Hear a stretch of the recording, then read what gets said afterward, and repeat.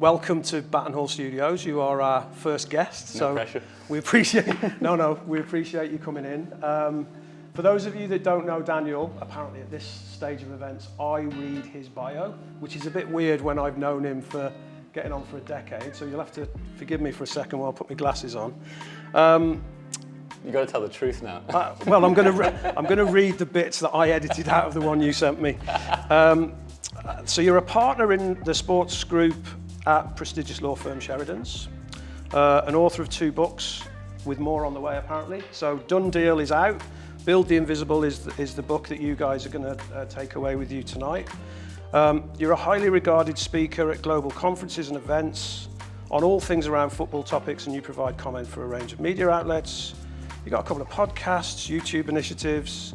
You have a fashion brand called 13, which is selling hoodies, caps, merch, t-shirts for a cancer charity. You have a lovely wife who I met this morning, 2 amazing kids, huge Liverpool fan. So what do you do on a Saturday? Like you have a very busy life. And that leads me into the first question actually, because I think we're all busy people trying to juggle work and life balance, personal life balance. I've read the book a number of times now. How could you help the team with some productivity tips, how you prioritize the most important things in life? Because trying to get all that done in 7 days is pretty challenging. So if you've got any words of wisdom that you can share to kick us off, that would be great. Of course. Thanks. Firstly, thanks for having me. Pleasure. Usually we chat with less of an audience, but it's still nice. Indeed, yeah. I'm going to start off counterintuitively with, we always talk about work-life balance and whatever else. I mean, I think I'm constantly out of balance. I think I'm okay to admit it amongst friends as well. I heard a great phrase that someone said to me a few weeks ago. I listened to a podcast on it, and they said work balance and work life effectively means you have a work ethic, but it's as important as the mirror to have a rest ethic. So without talking actually about work too much, because I think the given has to be in any profession and anything you want to achieve good things at.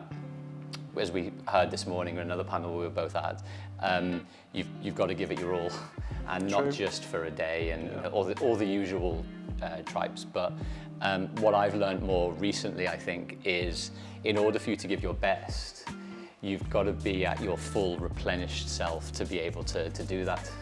And that's just come about of sort of various levels of reflection over the last few years as well, because I actually think for a long time I wasn't resting very well, and I wasn't probably the best person to answer the question of, you know, how do you balance it all, and because really I think I was probably on the unhealthy side of the spectrum, which was, I'm just going to keep working, I'm going to keep burying my head in the sand, I'm going to keep being productive, I'm going to keep doing the thing, without having the reflection at some point or the recollection of thinking, well, actually, in order to maintain the pace that I'm possibly going at, I need to look after myself as well. And so a few of the tips that I've completely plagiarized from much better people than myself.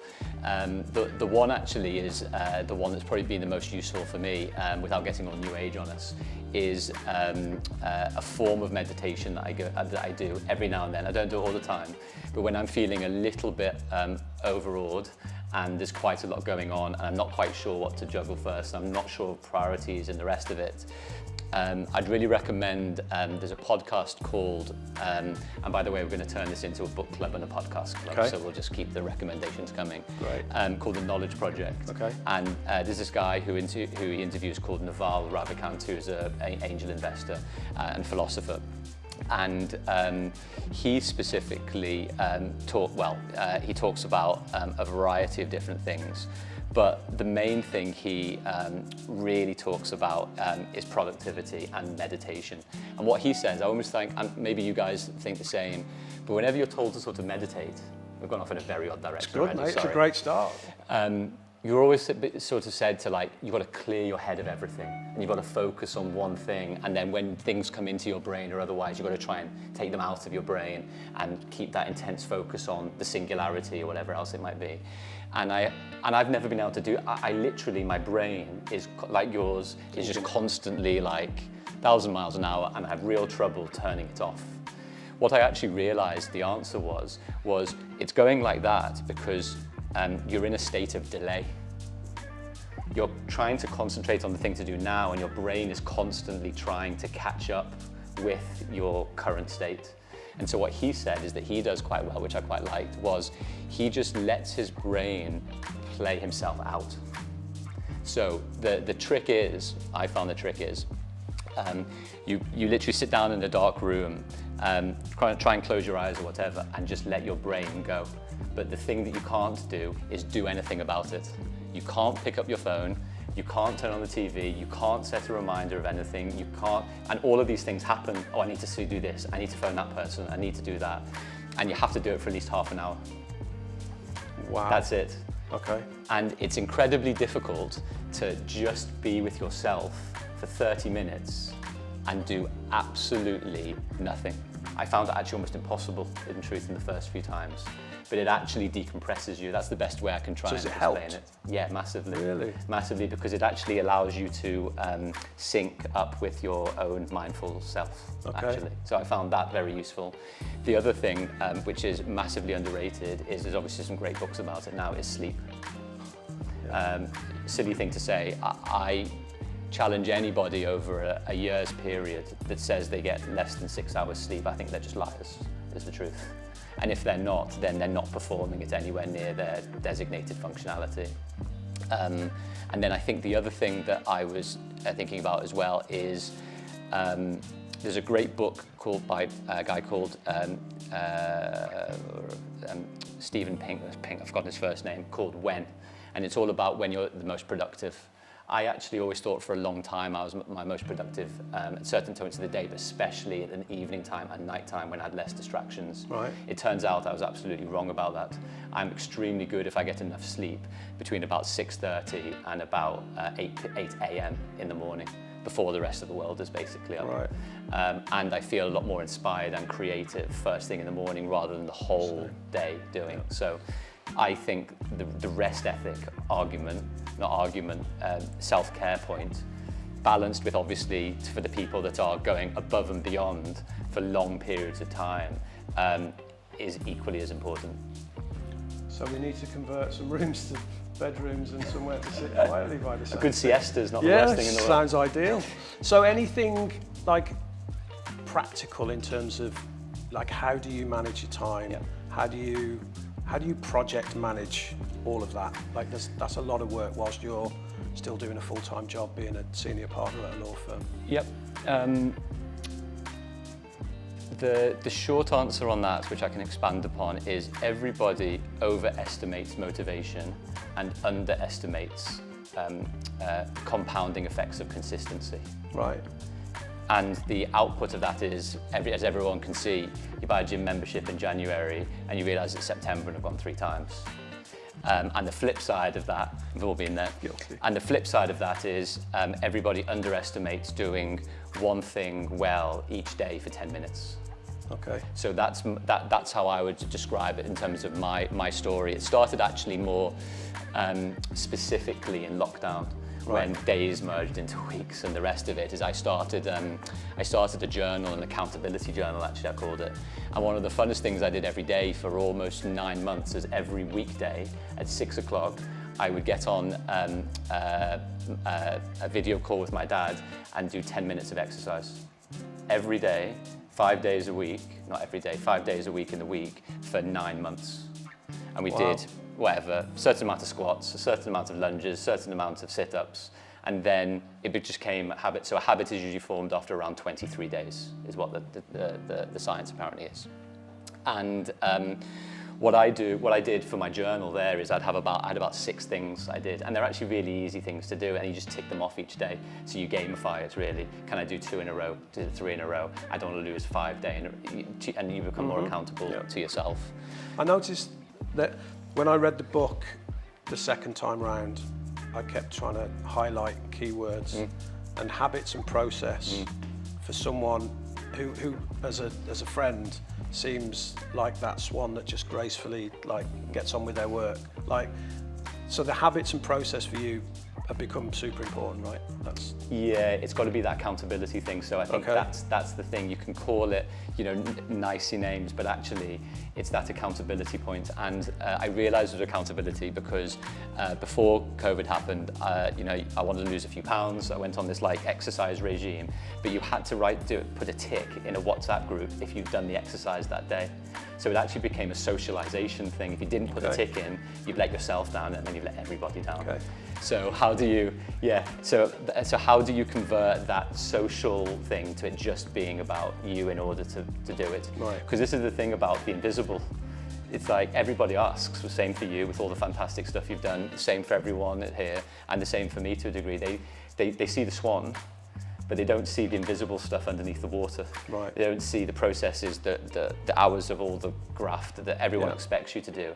And then they expect you to give an easy answer as to how you've gone about doing it. Right. And that's why that was quite useful, because it was as cathartic for me to be able to try and write and understand it a bit. And hence the name of the book?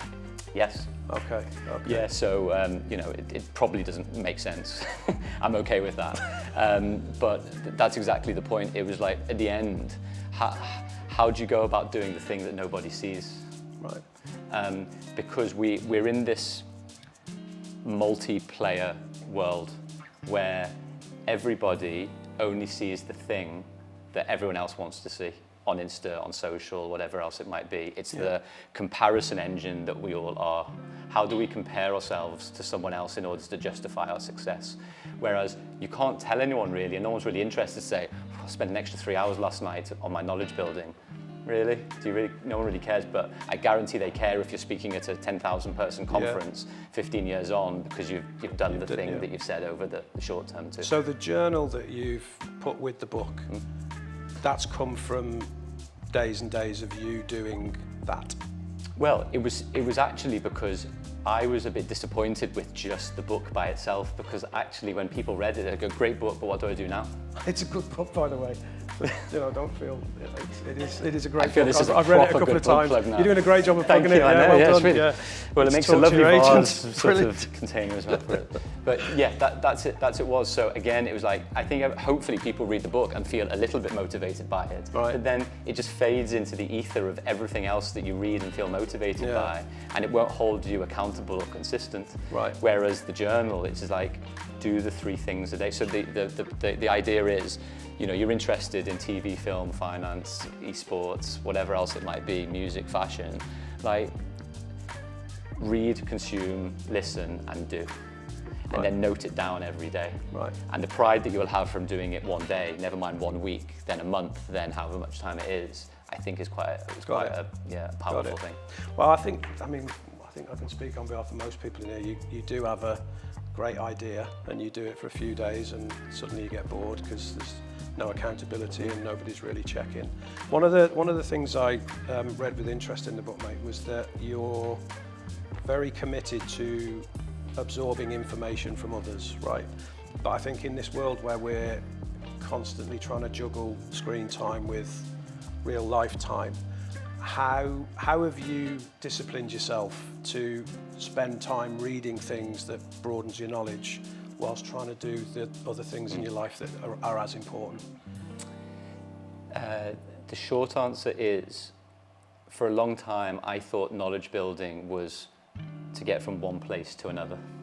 Like, read The Economist because it will help me with interviews. Right.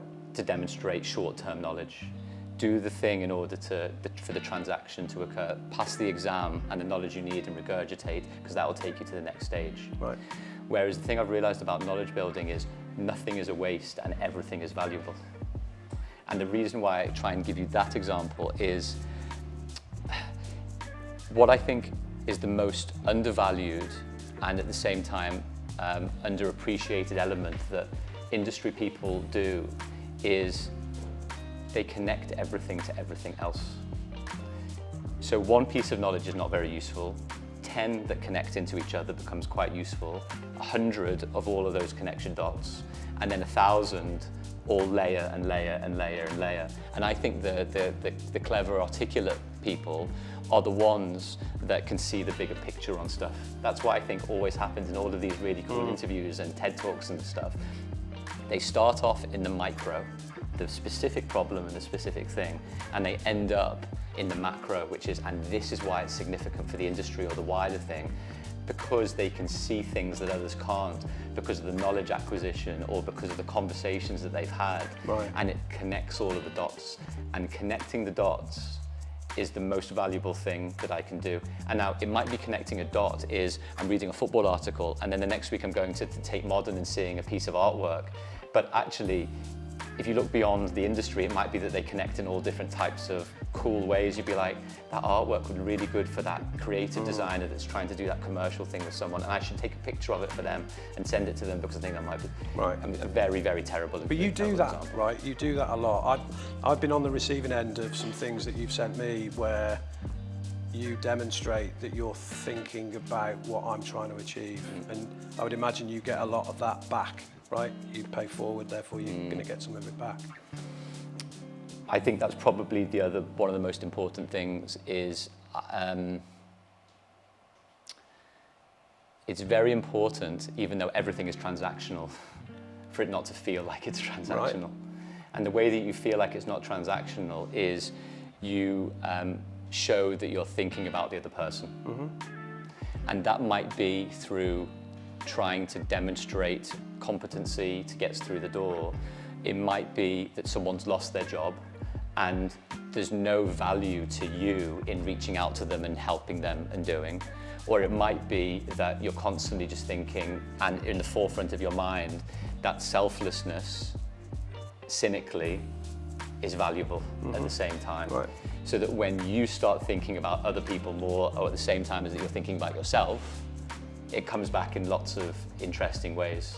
And that's not to say it always has to be the way, but it's this idea in the book about like flipping the conversation and flipping the narrative, which is instead of going, I can do this for you, it's thinking, what can I do that will be of significant value and benefit for others? Okay, that's fair. We're going to cut to a question from Mark. If you don't mind asking your question, mate, that would be great. Thank you. So probably a term that many of us are familiar with is impostor syndrome. And it doesn't matter which stage of your career you're at. I think we'll all encounter it at some point. How would you define impostor syndrome today? Because it's kind of a nebulous term in many ways, but how would you define it, and what are some of the ways in which you can tackle it, no matter what stage of the career you're at? I would flip it round and say, if you don't have imposter syndrome, you've got a problem, honestly. And I can only speak from my experience. So I got a certain personality type. Everyone will have lots of different types of characteristics and traits generally. But I've always found being on the cusp of feeling like a fraud is usually very useful. It feels incredibly uncomfortable most of the time. Everyone feels, you learn your most when you're outside of your comfort zone and everything like that. Agreed, to a degree. You don't want to be too far outside it. But for me, it's been a very useful, I guess, fuel to a degree. And the fuel has been, I feel a little bit out of my depth and I need to know more. So how do I know more? I either have a fixed mindset and go, I'm never going to know more about this, so I'm going to constantly be feeling out of my depth. Or I'm going to turn to the people that know more about it than me, or consume more content from people that will know more about me, know more about it than me, so I can become and feel more comfortable about being less of an imposter and feel more comfortable about the insecurity that you'll constantly feel. The actual irony about it is that when you then do the next thing, and then you go up the level or the layer or whatever, it just hits you again in truth. But that is the sign of empathy. That's the sign that you've had enough self-reflection to be like, that's okay, but that's the fuel again in order to drive you to do the next thing, to feel more empowered, to gain more knowledge, to connect more dots. And the truth is that on the cusp of imposter syndrome, I actually think comes creativity. If you don't mind me saying, I've seen you 3 times kind of have that feeling. One was your move from previous firm to this firm where you felt you were out of your depth. Second was when you started getting on Sky Sports a lot and you were really kind of like, don't know about this. And then when you started thinking about writing a book, it was probably not that you had a wobble, but you were like, who's really going to want to read my stuff? And the answer was quite a lot of people, right? Well, Quite a lot of people did. Well, it was that, I told you about it, it was, I was about to go on BBC on 6 o'clock news, whenever it was, quite a while back before COVID now, and the person said possibly the worst thing to me ever before he went on, and he was meaning it jokingly, but he was like, congratulations, there's only 20 million people watching. As a joke, I was like, oh, that's really what I needed right now. So thank you. But the other imposter syndrome bit, just very briefly, is a story from the book. Is this the throw-in coach? Yeah, the throw-in coach. Brilliant. So there's a coach who has just left Liverpool, but is with a lot of other elite football clubs, called Thomas Gronemark. And I interviewed him for the book on talking about a variety of different things. He actually talked about imposter syndrome in a fascinating way. He was a teacher, was a bobsleigh, in the bobsleigh, the Danish bobsleigh team, did loads of different things, saw a gap in the market for teams who weren't very good at keeping the ball from throw-ins in football matches, and then not exploiting particular positions to the club's team's advantage. Couldn't get a job explaining why throw-ins were very important. Managed to convince a club in Denmark to do it for free for a while. It then turns out he worked with another team. He managed to train one player to increase their throw-in length by 3-fold. So suddenly this German player, I think, becomes one of the longest throw-in record holders in the whole of world football. He transfers to another club. And this is the power of opportunity and networks and everything else that comes with it. He tweets the guy saying, congratulations on your move, multi-million-pound move to another club. It then gets picked up by a local German newspaper, and then the national German newspaper pick it up, 10 million, 50 million circulation every day. Guess who reads it on the beach when he's in Tenerife? Jurgen Klopp. And so this is when the story, it hasn't been very exciting so far, gets a little bit more exciting. So Thomas is driving for his summer holiday somewhere in France, and he's with his family. He's had a really busy season. His phone hasn't stopped. All he wants to do is have a little bit of a break for a few weeks. And his phone rings, and his wife's about to pick it up, and it's some random English number. He's like, we're not picking it up. I need a break for a few days, all the rest of it. Doesn't pick up, goes to voicemail. They don't think anything of it. And then about 3 hours later, his wife says, well, do you not want to know what it was? And he's like, no, it's okay. And he goes, well, you know what, we'll just listen to it. He thought one of his friends was pulling a prank, because it was like, hi, this is Jurgen from Liverpool. Can you give me a ring? So he rings back, no one answers, so he's thinking, I've lost the opportunity of a lifetime to speak to Jurgen Klopp, if it's Jurgen Klopp. Anyway, cut a long story short, he speaks to him, cuts his holiday short, goes back to Melwood. He thinks he's just going to have a 5-minute chat with Jurgen, ends up having a chat with him for an hour, and Jurgen says, well, they're back in pre-season now. Do you want to have a go at training Salah, Trent, Robertson and Henderson on throw-ins, because we've got a spare half an hour? And Thomas is like, wait, a week and a half ago, I was on holiday with my wife, not picking up your phone call. Anyway, fast forward 2 years, Liverpool have won the Champions League, a lot of the cups and the Premier League for the first time in 30 years. And Jurgen puts a lot of it down to the work that Thomas effectively did, all from one tweet. And the imposter syndrome was, well, no one will ever want me, because what do I know? Until I actually get validated by, the world-leading football club, one of the world-leading football club, and it being a good outcome in the end. So that's excellent. Yeah. Really good. Whilst we're on football-y based stories, do you mind sharing the story about Sam Porter? I've heard the story a couple of times, but when I read the book, I thought it was really great the way you got across the fact of preparation, opportunity, some people can call it luck. I know you've got a strong view on that. Maybe you can just tell everybody about the Sam Porter story, and then I'll go on to some of the US related stuff, if that's all right. Great. Yeah, thanks. so again, this is a lot of people, especially in the services industry, are all like, we've got to sell. It's one thing doing the legal work, it's another thing bringing the work in. And to your point about imposter syndrome, when I joined Sheridan's, my worry was, well, I think I'm a good lawyer, but how am I going to bring lots of business in and high profile stuff and players and all that type of stuff to justify why the hell Sheridan's would want to employ me and put their trust in me?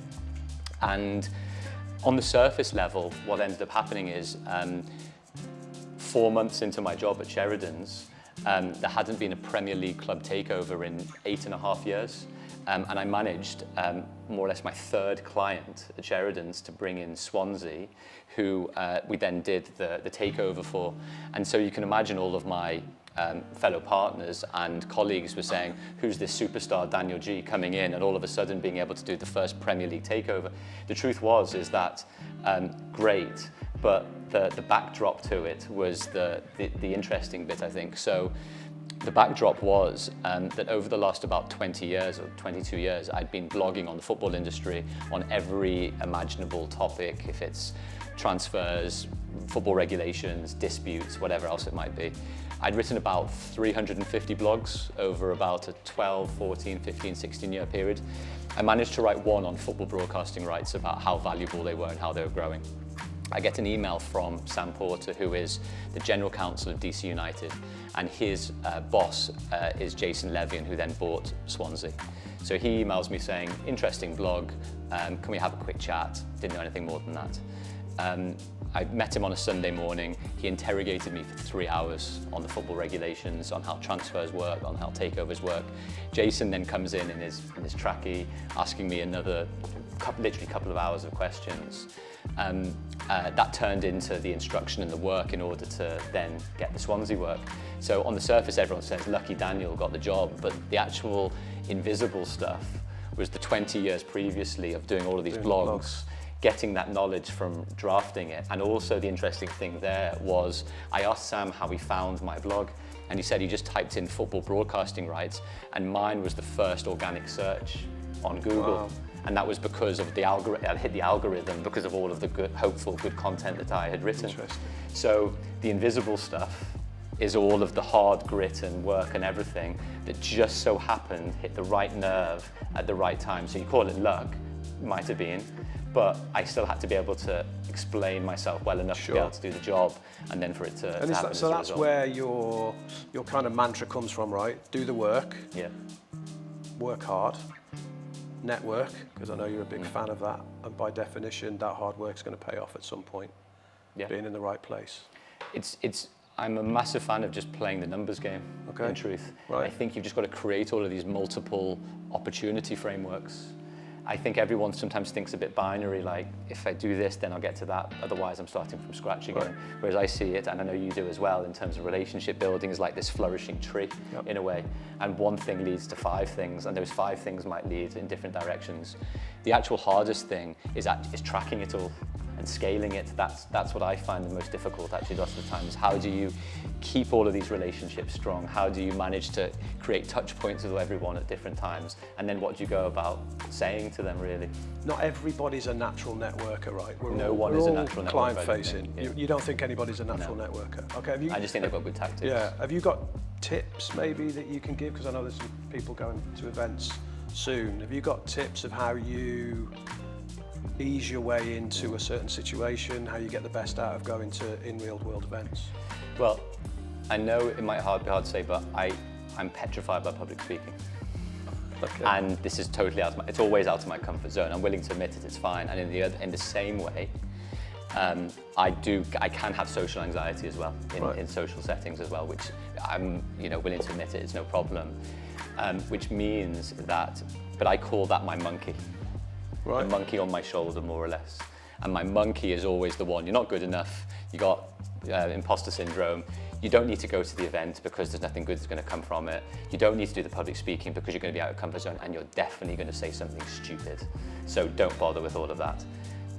I try and do the opposite of what my monkey tells me. Okay. That's my very straight default. So I will put myself in the social situations, even though probably a lot of the time I really don't want to necessarily do it. But regardless of that point, I think there's 2 really important tactics, I would say. I would actually call them tactics that you practice, because I don't think anyone's just a natural, talker or otherwise. And it comes from another book club one, which is How to Win Friends and Influence People. Terrible name for a book, but a very good book in itself, because it feels like it's a bit manipulative, but it's not really. Everybody loves talking about themselves. That's why I'm feeling really good at the moment. My ego is being stoked massively right now. All these lights. Correct, everyone's listening, everyone's judging. The reason why I say that is everybody loves speaking about themselves. So I am absolutely convinced that when you go to events, the thing that you've got to do really well is when you come out of any conversation, the other person thinking, I had such a great chat with Daniel then. And usually the way that they will come out of having that conversation is by speaking about themselves. Right. So there's the two things there. The first is practice the art of asking very open-ended questions. They can be generic or specific, it doesn't really matter is the truth. What do you mean by that? Well, and yeah. Tell me. Good job. Tell me about the fantastic work that you're doing. Yeah. Tell me how your agency is doing great stuff right now. Oh, where shall I begin? You know what I mean? Right. The other thing that happens as a result of that, which is really, really, really powerful, which I just think is even the better byproduct of that, is if you can multiply that 3 times in an evening, you get incredible intel. You're not just doing it, it also makes you feel at ease because you're not having to impress. Yeah. You're not having to tell everyone whether you've got something to say or not, and adds to conversation. But the amount of times I've realized that the amount of intel that you get from the person about their company, about their personal lives, about their kids, about where they've gone on holiday, whatever else it might be, that intel becomes crucial at building a longer term foundational relationship with different people. Good point. So all you have to do to start is ask an open-ended question and then take that positive intel to be able to use positively for another day. And the simple thing that I always do, I still literally do it to this day, is for every type of networking event there will be a refreshments area somewhere. I'm being so ridiculously prescriptive now, but there are so many times where I haven't known anybody in the room at all. I will just put myself by the teas and coffees, and then when somebody is putting the sugar into their coffee and just say, how are you enjoying things? That's it. It's enough, it's the icebreaker. And it can sometimes be so random that it's difficult to be able to do that.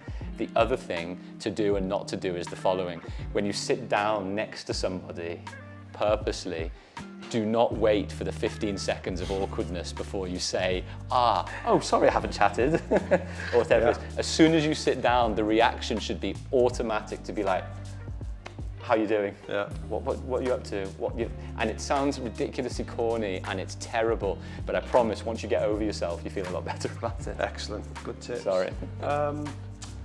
One question from Chris regarding teamwork, if you don't mind, mate. Yeah, just in the world of sport, obviously teamwork's huge. That's what a lot of what we do here is building, growing, or contributing to part of the team or everything we do. Our team, both from finance and then organisations, is a big team. So just wanted to know any kind of like thoughts you had in terms of people that you've come across that are obviously at the top. Any common traits of what makes a good team? Yeah, just wanted to pick your brain. It's a brilliant question, and I still haven't. I don't think I'll ever, get to the real answer because.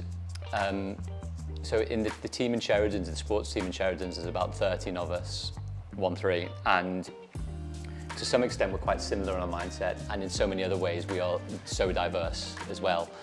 And I took a lot of inspiration from, again, a great book that I've tried to put into practice a little bit. You might have heard it, called Surrounded by Idiots. It has nothing to do with the audience that we have today. Just Just panel us, member. Just us. Yeah, got it. The author talks about, it's simplified version, but 4 different types of personalities, where you have the sort of red alphas that don't mind conflict, will run over people in order to get things done, to the yellows who are the life and soul of the party, sociable, love being outgoing, but are terribly flaky, to the sort of greens who are the worker bees, the collaboratives, the people that like working together, to the blues who are basically the autistic accountants that like the detail and the real thing and don't like to be rushed, and all of those things all in. And so part of my job as well, in truth, is how do you bring a team together that marries some of the same types of ideas and that complement each other? The short answer is you will never be able to do it perfectly. You'll never be able to do it that well because human beings are human beings.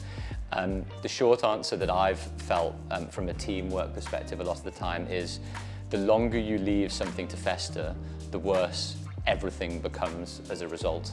So we have this thing a little bit where it's like, if someone's pissed off, can I say that? If someone's pissed off a little bit with something, sorry, there's no R rating just yet. Best just to say it. And it won't happen all the time, and it's easier said than done in practice. But usually what that then comes down to is they're not really annoyed about the thing that they're annoyed about. There's something that's triggering them in their lives, in their work, in their relationships or something. And what people actually want most, I think, is just to be understood. Because sometimes what happens is you just put the sticking plaster on, you're like, okay, fine, well, it must be the thing. The deeper the relationships you can build with people, the better is the truth. And it starts from the lack of festering, and actually you really care about the person to help and understand them in the end. But what actually is more important is to understand, their triggers, what things they're better at. Some people love conflict, and some people, a little bit like me, try and avoid it at all costs. Other people thrive on pressure, and some people absolutely despise it. Other people don't like to, all of the usual stuff that will be in any team, in any wider team. And my role a lot of the time is to sometimes match people to the right situation, and a lot of the time to try and be empathetic, to be like, if things don't go right or things don't go well, that is not a reflection of you, it's a reflection of the thing that has happened. And it's sometimes very difficult to separate out as an identity the thing with the person, because everybody, for whatever reason, feels like if I do something wrong, it's a reflection of me as a person. So I think that's actually the thing that's quite difficult, which is feel that you're in such a strong place with the person within the team that great, things might not go perfectly, but that doesn't mean you're going to be fired. That doesn't mean that I don't think you're a great person because we've recruited you. It's the opposite. It gives you the confidence to feel a little bit more vulnerable, the vulnerability within reason. We talked about that a little bit, to be like, I think I didn't do great on this one because of this, and I think I can do better because of that. Otherwise, you brush it all under the carpet, it festers, you go for another day, and the same problem just arises later down the line. Very good. So, on teamwork, this team did an amazing job last year managing a client's activity at the World Cup, and clearly Messi was the standout, just kind of bringing it back to football a little bit. What's your view on Messi signing for Inter Miami, US investment, just a broad brush of the impact of digital and what's going on in US sport and football? What are your key feelings at the moment in terms of how the horizon looks for US sport and football in general? Well, I think you've got to look back to look forward, I think. So I was reading a great piece this morning in prep for this. There's a great guy who writes the Huddle Up newsletter, Joe I'm going to butcher his surname. Pompliano, yeah. And he was making the comparisons between what Beckham did when he moved to the MLS with Galaxy and then what Messi has done now to a degree. Whereas it looked on the surface that Beckham had taken a massive pay cut, which he actually did at the time, but no one realised that actually then he took an expansion option, which was when he retired, he could take an expansion spot for $25 million. Fast forward now to 2023, and the San Diego franchise has just gone for $500 million. And so I think the US are always 5 to 8 years ahead in terms of blazing trails of particular things. And I think the next bit on the horizon is the NBA are doing it from their collective bargaining agreement with some of their players, is that they're taking sweat equity effectively in the franchise or the wider league. I'm positive that will happen at some point in European sport to a degree, where you can imagine players owning stakes in, if not the league, because it's obviously done differently, but in a different way, just in the same way Jordan with Nike or Steph Curry with Under Armour or elsewise. So with Messi, which is the unique outlier thing, is he's obviously not gone for the money, because if he'd done the money, he would have gone to Saudi Arabia and would have earned $1.5 billion dollars over 3 years effectively. That's not to say he's not going to be significantly remunerated, but the slight difference here is the MLS has given him a rev share of their Apple TV MLS season tickets. Now, who knows what it is, but even a small amount, because also it's a 10-year package, obviously makes that useful. The funny story was obviously on Beckham is that Beckham negotiated the Galaxy deal so that whenever anyone bought a hot dog in stand or bought a shirt or did anything, he would take a percentage royalty of anything that Galaxy sold. So what's being reported on Messi is Apple TV, probably a discount option on a new franchise at some point in the future, and a very big amount of money. But I presume it's also a lifestyle choice, because it's probably not likely short of a few quid, and a lot of his family are already living there, and it's a very different lifestyle, obviously, to the Middle East. Yeah. And do you think it'll move the league on a lot? Do you think it'll change the game over there? Well, it's like anything. I don't understand sometimes the valuations put on sports franchises full stop. What's the multiplier? Is it a revenue multiplier? Is it a cost multiplier? Football clubs in the UK, sell for X amount. Chelsea, United at the moment, and others, Spurs or otherwise. I think sometimes you're paying a very big premium on goodwill, on the status of these iconic brands worldwide. In the MLS, the TV money's come on hugely, but half a billion for a franchise is a huge amount of money. The upside is there's no promotional relegation, so you're a lot more stable, which then creates that multiplier to the same degree. Right. We have a question from Nicole. I'm looking around to see where's the Yeah. Hi, hello. Yes, my question is ties in nicely with what you were just saying about sports, and it has to do with, obviously, we have seen with Messi going to Inter Miami, their social media following immediately exploding. How do you see the future of social media in the sports sector? Do you think it's going to become more relevant for athletes, less relevant? What are your thoughts on that? I think you're better qualified to answer this one than me. I'm not sure. I think I would bow to your judgment. I have a view. Go on. I think it's always been important for high-profile athletes to be able to communicate directly with their fan base. And up until this point, there's been an aggregator of that, which has been mainstream media.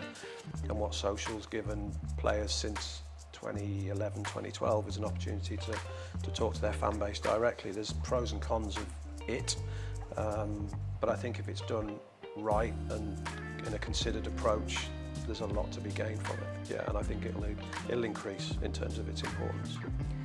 Yeah, and I'm just fascinated by tech generally. I almost think like sport or entertainment, whatever the sector, is just going to be the byproduct of the innovation that will happen in X amount of years. It's like everything will merge together. AI to VR to every other acronym that you can imagine, to the metaverse, to Web3. There's definitely this convergence of the digital and the physical world. And I think, well, I always thought Twitter would be around forever, and then someone buys Twitter and everybody decides it's probably not going to be the thing. Just in the same way as that 6 years ago, everyone thought TikTok was the thing that happened on a clock. So, the thing that's fascinating is, regardless of whether it's a new app or a new consumer product which allows a person to communicate with a crowd, however that is, that's the social element of whatever you want to classify social as. The fascinating thing that I think, which if you've watched Black Mirror, which I'm sure quite a lot of you guys had, and seen the San Junipero episode, which I think won a few Emmys. So this was the episode, I'm not going to spoil it for anyone that hasn't seen it, where they effectively go into the metaverse, but the metaverse is so good that it looks like it's reality. And so we have these two older people who are reliving their youth on a daily basis, more or less. And it's one of the most fantastic hours of TV I've ever seen, is the truth. So whenever anyone says to me, what's the metaverse? The metaverse at the moment is this clunky, distribution platform that you put some goggles on or you do something with, and you can see the future. And at the moment, it's not quite there. In the same way that 25 years ago or 20 years ago, when you had a mobile phone, and the mobile phone could potentially connect to the internet. Now that sounds stupid to even say. So what I mean by social is, I think social is actually just the boundaries of interconnection, however you want to phrase that. The fascinating thing with how AI will, I think, effectively rewire everything, because you won't need human programmers anymore, or it will help massively, then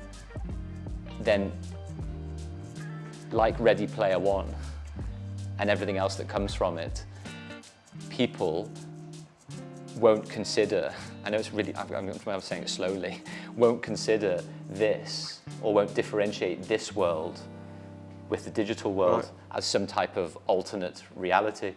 And if that's the case, and you can be anywhere at any time, at any place, why would you need to take a plane to sit on a beach somewhere if you could have the same sensory interaction? Or why could you, see someone in another country of your family? Anyway, all of those type of things. So I'm going off in, a very random way.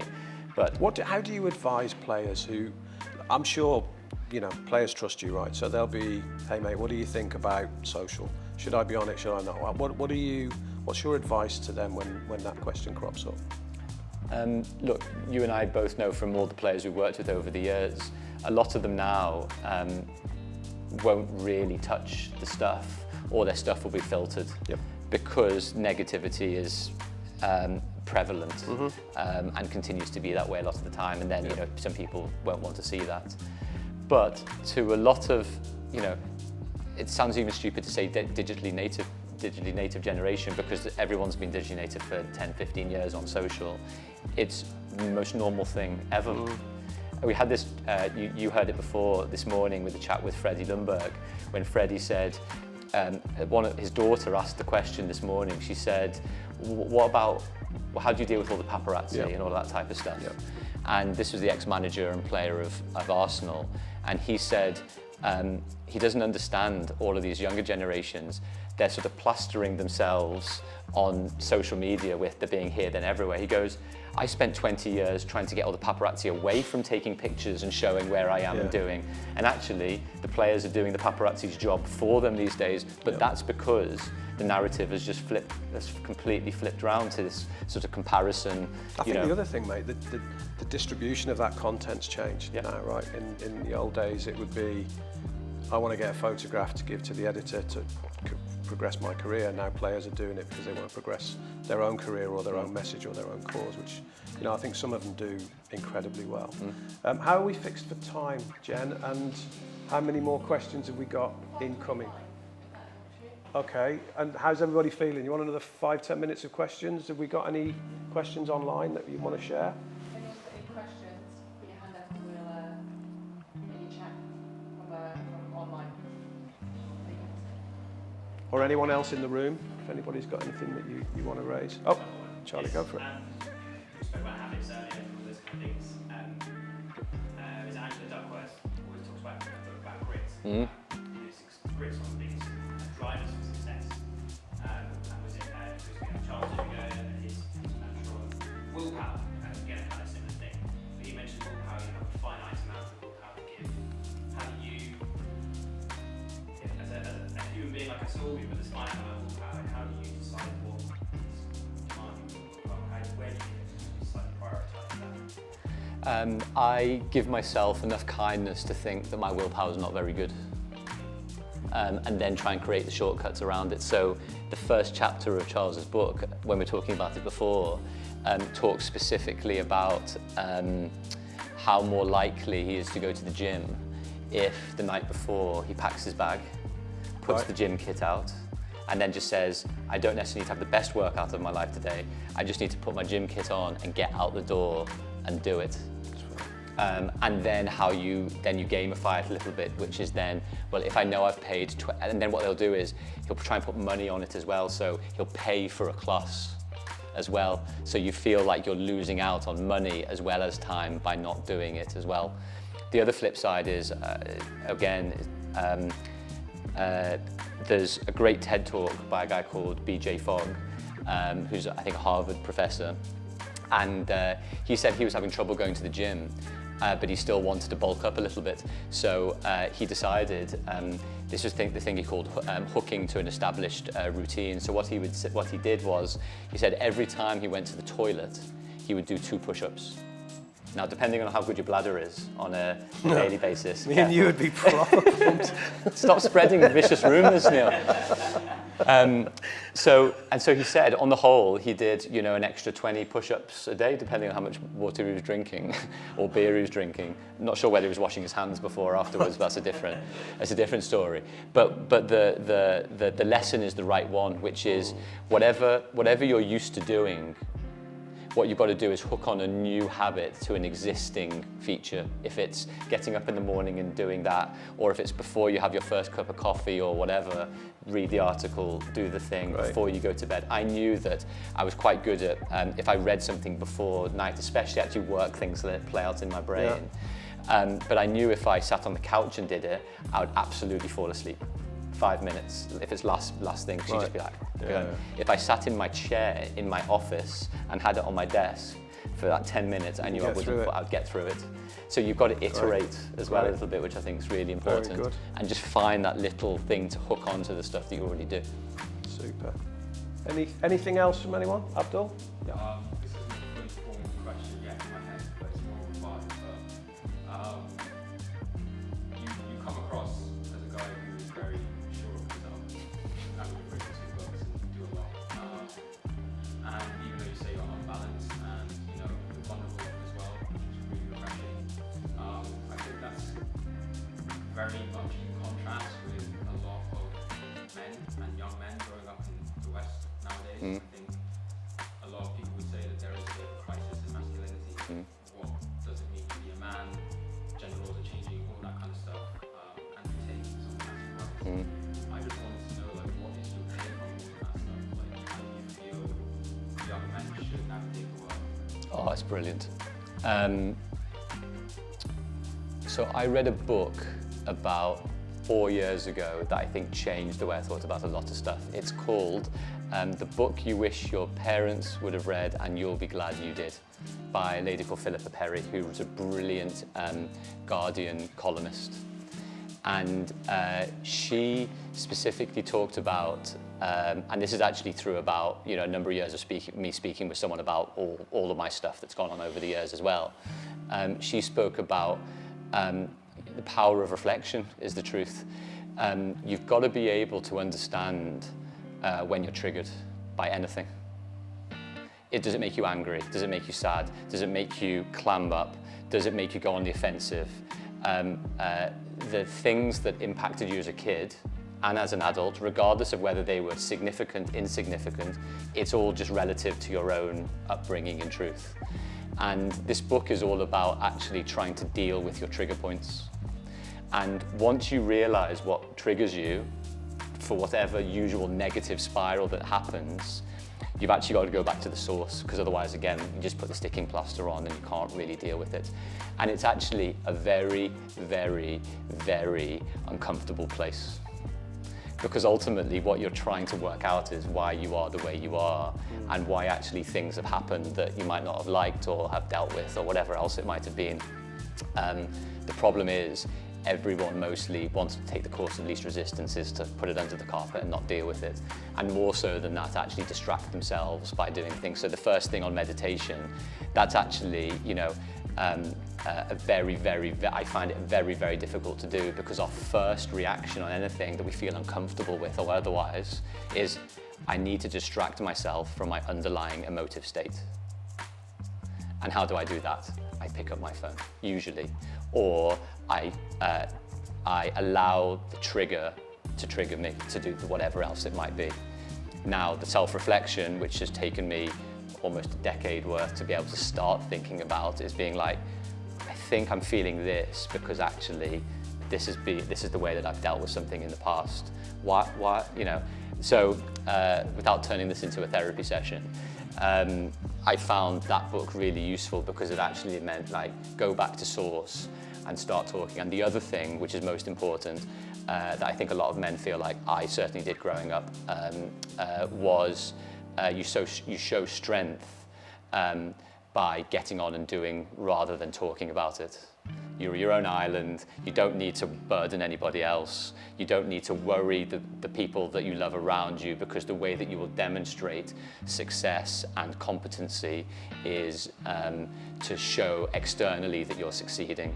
Get the grades, do the exam, get the job, continue onwards. Don't worry about anybody else until you usually get to some breaking points at different times. Then you're like, what now? Because I'm actually bubbling over and I can't really control how I'm dealing with particular situations.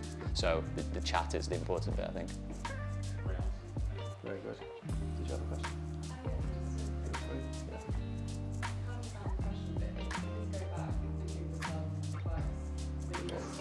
Good one. Good one. Nice. It's the second time someone's asked me this quite recently, and I'm going to give you the same answer. And the reason why I say this is that my book that I'm about to do, someone asked me about 2 years ago. They said, "What advice would you give to your younger self?" And I gave a really, I actually think I gave them an awkward answer that they weren't really that happy about, was the truth. And the answer is nothing. And I know that may sound counterintuitive, but and I wrote a note to myself. I'm considering whether to put it out there. I'm not sure I can, because it's actually quite personal, is the truth. So anyway, I'll think about that for another day. But the reason is that nothing in life goes to plan. So if your mindset, and I know this isn't the reason you asked the question, is to almost be like, how to cheat the system. How can I cheat the system so I don't have to deal with the uncomfortable things that are going to crop up and all of the bad things that go on, but I can still get the benefit of where I get to now without all of the other stuff? Then that's the difficulty. You get to where you get to, Neil knows this much more than I, because we've had quite long chats about this at different times, is I think you get to where you get to in spite of yourself. Because you're gonna make the mistakes, you're gonna feel a bit shit sometimes, you're gonna have to manage yourself and other people around you, and you're gonna have to practice the resilience of coming out of the other side and still thinking, you know what, it's not the end of the world. Very last bit, I interviewed someone else, a guy called David Lampett, for the book. And I think I actually quoted him in the book on this bit. He said that when he interviews executives and people that are going for exec roles, he looks for failure signposts on their CV. He says that if he doesn't see things that have gone wrong on the CV and how they deal with it, he thinks there's probably a problem, because the issue is if these people have just managed to get sail through without too many problems, even though you might still market yourself as that, then when stuff happens, and it always happens, as you know, how do you respond to it?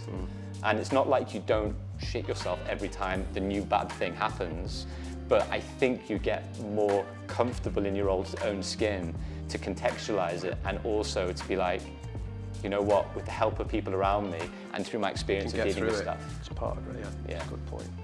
So sorry if that's not the answer. One more question? Yeah. Yes, for sure. Thank you.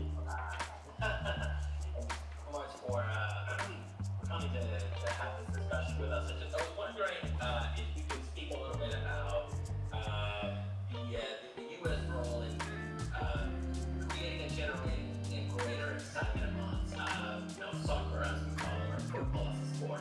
Obviously, we know about the efforts that we're making on MLS, and obviously we know that we can hire wonderful players once they're near retirement, but it's a very different thing making sure that the sport is competitive.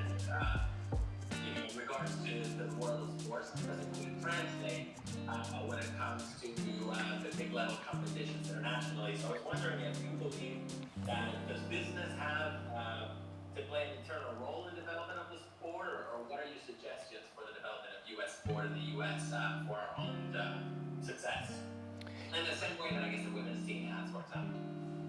Well, if I can actually flip it to women's stuff, because Well, that was going to be. Okay, yeah, if that's all right with you, John, I was going to ask as one of the wrap-up questions. We've been massive advocates of the women's game from early on, but it feels like it's reaching that touch point of change, like proper change, for all the right reasons. And it's obvious in the US they've done a great job of soccer for women.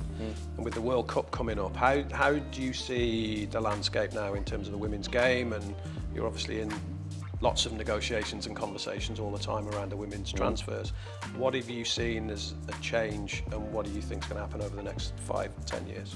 Yeah, so I'll try and link John's question as well as yours. But if I start with the story, because I always like a good story. So I've got 2 girls that are 10 and 8. Over the last, well, it's because Holly, my wife, plays footy as well, but my girls just love football. They're probably playing 4 or 5 times a week. And on Sundays, I coach their separate teams. And just in this northwest London hub, there must be now, I would say, 600 girls under 14 playing on a Sunday morning. Wow. From 9 till 2, more or less. And that's just one hub and the rest of it. The reason why I think I say that is that obviously the academy system on the girls' side is obviously improving. Still, quite a lot of work to be done on that front. But whereas I think the funnel in women's football was narrow, as we talked about, suddenly the funnel's gone like that. Yep.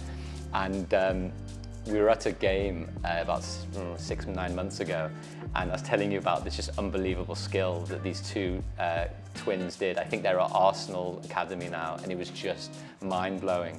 And as good as I think, we had all these comments recently about, the women's game is still not brilliant and all this and that, and I'm so bored by the chat, especially because women's football was banned for 100 years.